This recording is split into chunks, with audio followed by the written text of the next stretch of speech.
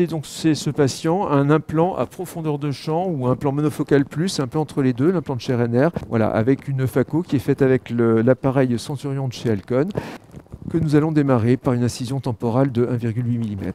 Alors elle fait plutôt un 6 qu'un 8, donc on va l'élargir un tout petit peu d'emblée pour ne pas être trop à l'étroit. Regardez toujours en bas, monsieur, la lampe du bas, vous ne clignez pas et vous regardez la lumière en face de vous. Voilà. Petite contre-incision que je fais avec le même couteau, le Midran, que j'ai utilisé également à côté, qui est quand même très intéressant pour réduire les... Regardez tout droit, monsieur, tout droit, tout droit.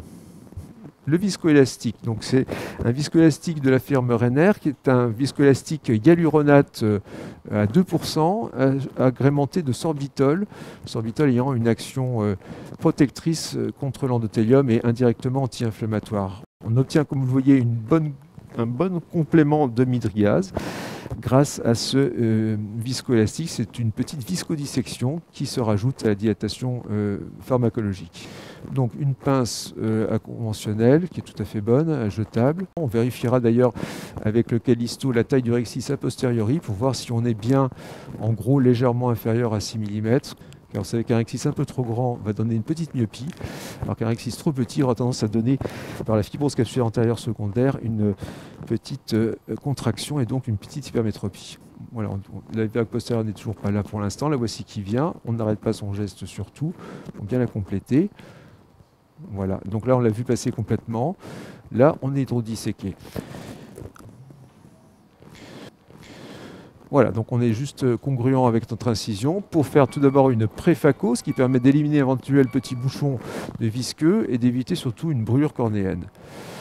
Donc on va partir sur une chirurgie conventionnelle de Divide and Conquer. Voilà, avec des paramètres relativement doux, je ne sais pas s'ils vous apparaissent, oui apparemment vous les voyez. Voilà, donc on creuse un sillon surtout au centre, hein, bien entendu, pas trop profond bien sûr, ce qui permet de casser directement. Voilà, simplement par des petits mouvements de droite et de gauche, on a une rotation. Donc même chose ici pour le deuxième sillon, on ne va pas trop loin évidemment en périphérie, on s'achemine plutôt sur le centre, on avait un peu le cortex antérieur également. La troisième, à peine un petit coup car il est déjà amorcé ce sillon comme vous le voyez, donc pas besoin de faire grand chose. Le quatrième sillon également. Voilà, donc il est prêt à être cassé. Voilà, donc on a fait un premier temps de décès pour ces quadrants de 4,44, ce qui correspond bien à un grade effectivement 2. On va aspirer chaque quart maintenant, avec une assez forte aspiration comme vous voyez. Hein, les paramètres montent jusqu'à 500 et quelques, 560 normalement. Et on a quand même une très bonne tenue de chambre, peu de fuite. On reste toujours au centre pour faire ce geste, pour éviter d'attraper par inadvertance le rexis. Je conseille de se mettre à 90 degrés le biseau pour ne pas risquer en cas de poussée par inadvertance de rompre la capsule. Voilà, regardez tout droit monsieur, juste en face, ne fermez pas les yeux, ça va couler encore pas mal.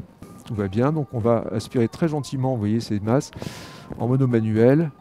Pensez bien à les prendre à leur face antérieure et pas postérieure pour ne pas risquer de draper les capsules avec. Voilà, pas de difficulté. On va donc ensuite polir la capsule postérieure, en occlusion dans la capsule, comme vous voyez ces petits plis.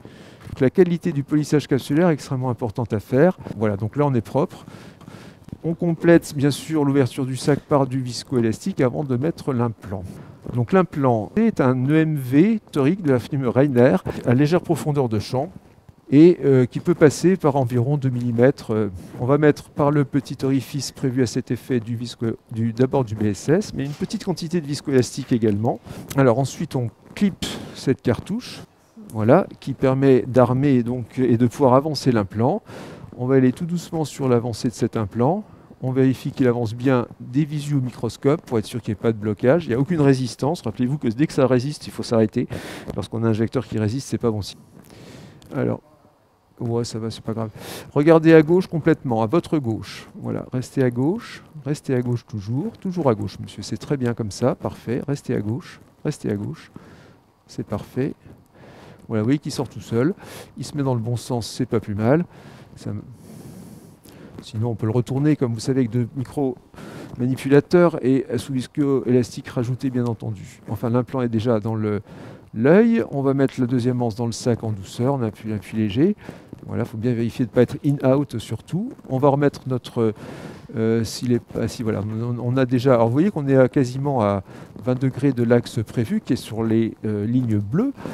Alors c'est un implant dont la profondeur de champ est apportée par des aberrations positives situées sur la face et sur le centre de l'optique de cet implant. C'est un implant qui est quand même asphérique en périphérique, mais par contre la profondeur de champ est apportée par ces aberrations positives qui ont été placées pour donner cette vision intermédiaire au moins.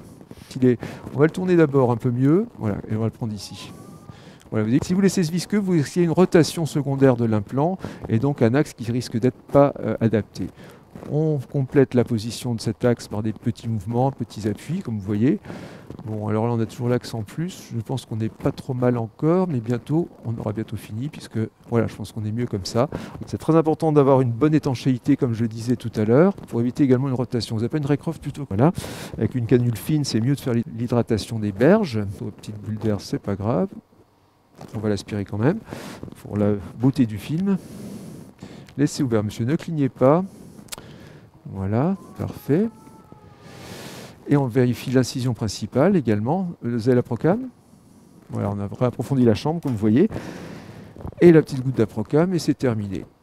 Voilà, donc un monsieur qui verra bien de loin jusqu'à peu près 50 cm sans lunettes. Je vous remercie.